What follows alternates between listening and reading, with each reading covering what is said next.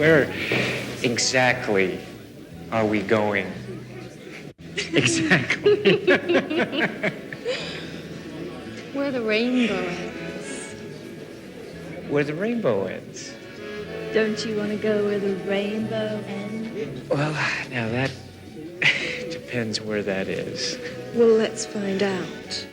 Dr. William Harford and his wife Alice live in an elegantly furnished New York apartment with their small daughter.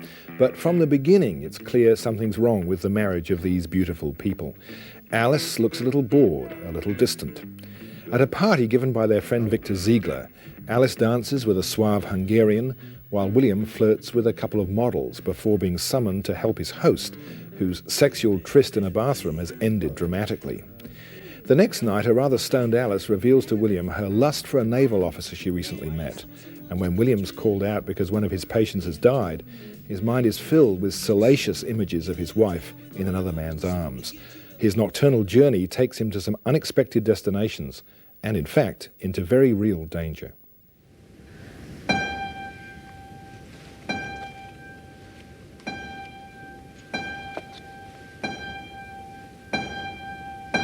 Now, get undressed.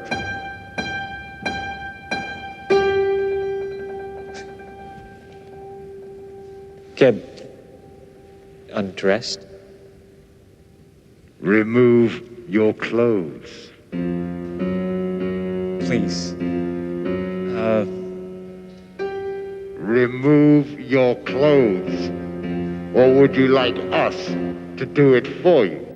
Stanley Kubrick's long-awaited final film, based on Dream novel by Arthur Schnitzler, the Viennese author of La Ronde, is a riveting erotic thriller. Not as sensational as we'd been led to believe, the film is an intricately constructed journey filled with strange and always frustrated sexual encounters. The theme of living a double life, of using masks as disguise, is familiar from other Kubrick films, and so are the carefully framed and lit images, the very leisurely pacing, and the bold use of music. Tom Cruise successfully tackles his most complex role to date, and the supporting cast is full of memorable performances, notably Sidney Pollack as Ziegler and Lili Sobieski as a young girl in moral danger. But Nicole Kidman steals the film in an agonisingly true performance. Margaret. I think she's wonderful, but I think Tom is too, you know. Yes, he I is, mean, yeah. I think this is a very difficult role to play because he's the reactive one in the whole thing, and it is his journey that we go on. And I think you're with him every moment of the film. His pain, his fear, his confusion. I think it's a wonderful performance. I love the fact that Kubrick has focused on intimacy for his final film. It's sort of the real bearing of himself for us. And I think it's just as much a mystery for him as it is for us. It's not a film that delivers everything on a platter to you. Because you talk about it. I mean, I've spent the last week talking about this film. You know, Kubrick, get out of my head. You know, it's that sort of thing. But isn't that true of all his films? I mean, you see it the first time, you're a bit unsettled, you don't quite know what to make of it, and then you talk and think about it, and then you want to see it again. Well, I think that is actually the mark of great filmmaking, where it causes ripples on your nerve endings that go on and on and on for the rest of your life, actually. I'm sure that's what this film is going to be for me. Yeah, I think it is a final masterpiece, don't you? I do. And I love the look of it. I love the way there's this sense of unease and tension through the whole film. I think it's absolutely beautiful. And the off-centre settings and things that are just, everything's just slightly off-centre. Yes. What would you give it? 5 stars. 5 from me too. Would you like to come inside with me? Come inside with you. Yeah.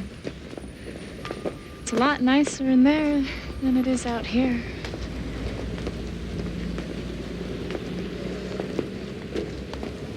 You live in there?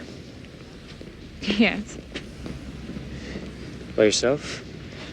No, I have a roommate, but she's not home. Hey, it's okay. Listen, no one will bother us. It's okay, come on. Come on. Eyes Wide Shut opens nationally tomorrow. On Monday night in Sydney, the arrival of Nicole Kidman and Tom Cruise at the film's Australian premiere brought traffic to a standstill in scenes normally reserved for Cannes. We spoke to the stars about working with the extraordinary Stanley Kubrick. When he said, look, there's two things you can say about this film. It's about sexual obsession and jealousy. That was it. That was sort of the standard press release. So that's what we said for a year and a half when people would ask us. And now when I look at the film, I think it's so much more than just that.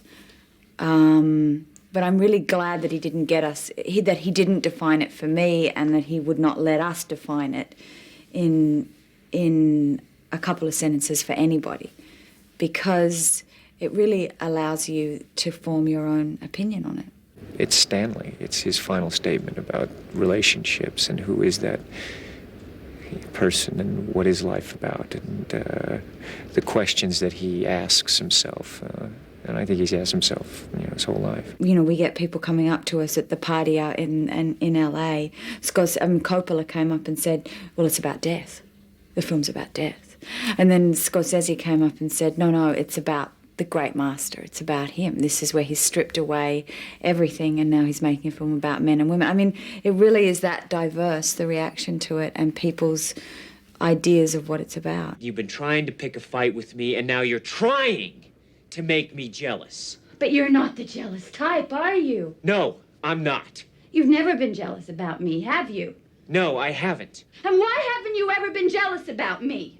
This guy was holding everything right here, this facade of being Dr. Bill, and everything is just that contained. And, you're working on it, it's just in your bones, and some days you go home and you got that early call and you're exhausted and your scene's still going through your mind, and I didn't want it to go through my mind, and I'd go for long walks, and so it had that effect, but it was also at times absolutely glorious when you're working on it and you find those moments, or just the times that it was everything. It was life, it was up, it was down, it was, we went through a lot together, the three of us, You'd run the gamut of emotions. You just start the scene going, oh, great, we're going to get this, can't wait to do it. And then you get frustrated, and then you get exhausted, and then you'd start to fly. Then the scene would start to happen. I was ready to give up everything. You, Helena, my whole future. Everything.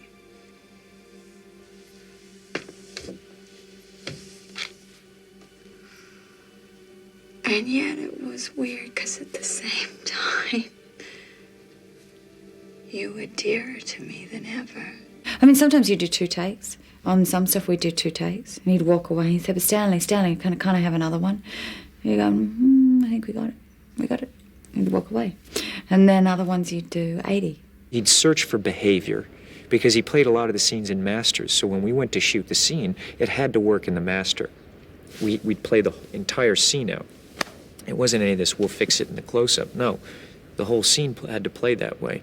And so when he'd look at it and rewrite, and I'm telling you, we'd work and work and work, and suddenly I'd be exhausted, and I think, God, I don't know what's going on anymore. I don't, I used to know my lines, I'm somehow doing it now, and then somehow, somehow you would break through that, and the character would reveal itself, or you'd find some other moment that just made the scene work and gave it life. I think back on it, why didn't we react more strongly to just living in a tiny little house which was 2 minutes away from Pinewood, and we would travel and basically live in the trailer, because we'd stay out there, we'd cook dinner, we worked very odd hours, sometimes late to midnight, sometimes all night. He'd prefer to shoot at night and not during the day for no reason.